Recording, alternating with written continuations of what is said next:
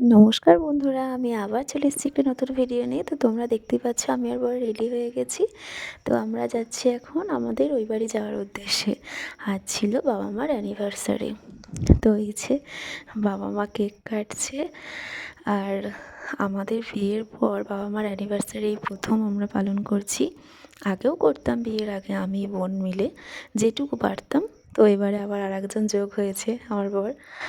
আর বাবা এদিকে কেক খেতে চাইছিল না, লজ্জা পাচ্ছিল, আসলে জামাই ছিল তো, তাই লজ্জা পাচ্ছিল। তাই যাই হোক জোর জার করাতে তাও খেলো। আর এদিকে আমি একটা আর আমার বর একটা ছোট্ট গিফট নিয়ে এসেছি বাবা মার জন্যে। আর বাবা ওদিকে জামাইয়ের সাথে কথা বলতে ব্যস্ত, আর এদিকে আমাকে খুব বকাবকি করছে যে কেন এসব এনেছিস।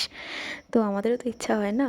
আর বাচ্চারা তো বাবা মার কাছে সারা জীবনই ছোট থাকে, তাই জন্যই বলছে যে কেন এসব এনেছিস, কী দরকার ছিল। কিন্তু যাই হোক গিফটটা খুব ভালো হয়েছে আর পছন্দ হয়েছে। এই যে আমার বরমশাই বসে বসে গল্প করছে।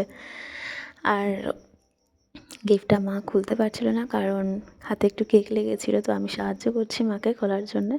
গিফটটা তো খুব পছন্দ হয়েছে সবার, খুব। তো তোমরাও দেখো কেমন হয়েছে। এই যে মা আবার বাবাকে দেখাচ্ছে। বাবা বলছে বাহ খুব সুন্দর হয়েছে।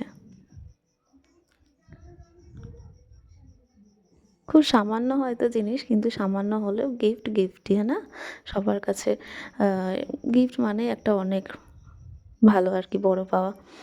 আর এই যে রাতে একটু খাবার দাবার আয়োজন করা হয়েছিল। আমাদের রাতের মেনু ছিল রাইস, পায়েস, চিকেন কষা, কেক আর মিষ্টি।